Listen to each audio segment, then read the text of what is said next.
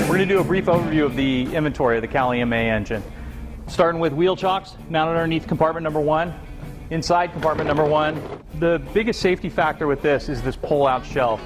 This shelf will bounce back and forth either direction, so just make sure it's properly secured and latched before you close the compartments, because if you roll the compartment door shut and take a turn, this shelf, which has a lot of weight, will damage these doors.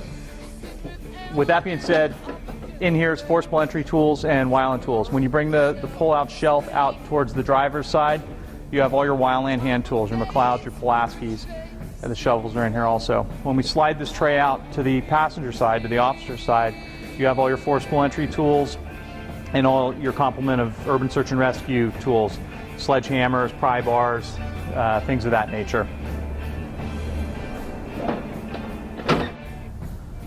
Compartment number 2 consists of the operator's SCBA, the operator's spare SCBA cylinder, all of the engineer's appliances and fittings. It's got a pull-out shelf on the bottom, more appliances and fittings, brass bag, and everything you're familiar with. Compartment number 3. It's all your rope rescue gear. Lifeline, hardware bag, consisting of carabiners, anchors, utility rope, webbing, and then the Cali MA supplied trauma bag. And we really don't use this since this vehicle is outfitted with our own internal ALS gear. One note with this is for all the ropes, the inspection tags lay behind here, and so if you use the rope, wash it, use it on an incident, training, any of that, just document it. As well as all of these have their the webbing. They all have a record under there. Compartment number 4 consists of the Honda generator, power cords. There's 12 gauge, 10 gauge, and 2 lights. The Honda generator actuates the telescoping lights, and they're activated right here. It's hardwired into it. Just utilize the circuit breaker. Down in here, if you're out of county and you need to recharge your life pack batteries, we have the life pack charger, and you just utilize the generator. So the generator will power these lights for you. Tailboard compartment contains our entire complement of ALS gear. The one thing that's different from our frontline apparatus is the medical inventory, and the NARCS log is kept with the gear in the compartment rather than in the cab of the vehicle. All that equipment gets checked out on Saturday, and the batteries get rotated. Ladder compartment. This vehicle's got a through the tank ladder compartment, so these ladders essentially go through the tank. 24-foot aluminum extension, 14-foot aluminum roof, 6-foot rubbish hook, scoop shovel, backboard, spider straps, your attic ladder, and there's also a pike pole. The vehicle has structure protection hooks built into it. Just pull the pin, lower them down, and you can drape your lines over it. You've got the 2 pre-connected lines here that are designed for the structure protection hooks, and there's 1 hook on either side of the engine. They go back up. Just remember to put the pin back in for stowage for your safe driving down the road. Rear passenger side compartment. This compartment carries the power tools as well as a lot of the urban search and rescue complement. Got your chainsaw. Nails are in these ammo boxes in back here. Your chaps, fuel oil mix, more nails, all your hand tools, saws, tool belts, duct tapes, your float pump, and then your various fuels. So you have 50-to-1 fuel for this. You have 25-to-1 fuel for the float pump, and then you have your straight gas for the generator, which you saw earlier. Next compartment, we're over the rear wheel of the passenger side. MREs, please don't eat these as snacks. They're very expensive, and remember, when you're out on the fire line, you actually need 72 hours of meals.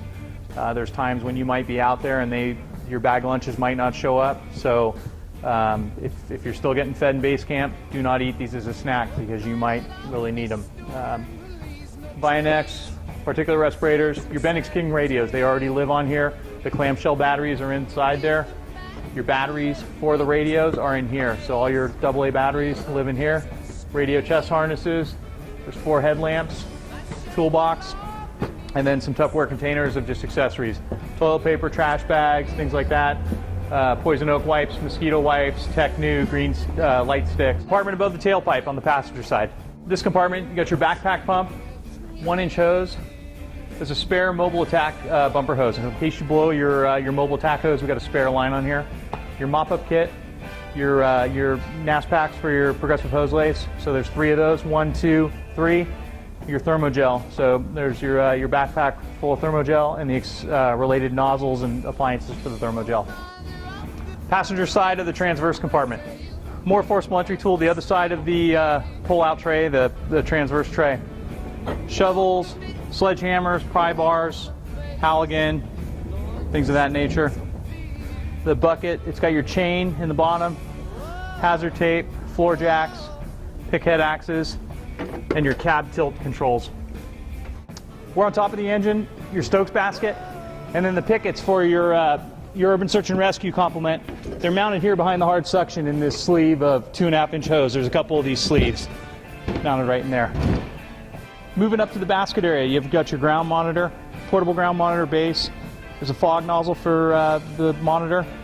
2 5-gallon Class A foam buckets to replenish your Class A foam tank that's built into the vehicle, and your booster reel.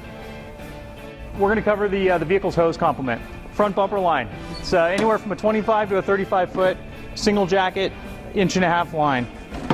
Standard cross lays, both are 200 feet. Short length of soft suction is located on each side of the engine for hydrant fill. 6-inch hard suction. There's 1 length on top of each side compartment. 1 on this side, 1 on the other side. And your strainer with rope is located inside the transverse compartment on the operator's side. The rear hose bed. Your high-rise packs are right here. They're 100 foot each. There's quantity 2. There's a 200 foot pre-connect here of 1.5-inch single jacket wildland hose. 800 feet of 3-inch supply hose. 400 feet of 3-inch hose. It's set up for attack. So you got your male nozzle out if you need to do a garden lay. This side in this compartment to the front of it is cribbing. There's additional MREs that are up there. And then there's your tent cots. And then we leave the remainder of the area. There's also some space in front of these tent cots for the luggage for firefighters' out-of-county bags. Over here, quantity 2, 100 foot each of the structure protection lines. And they come down to the gated Y, which is pre-plumbed in. The valve for the booster reel is located right here adjacent to the booster reel. There's no valve at the pump panel. So if you need to charge your booster reel, it's right here.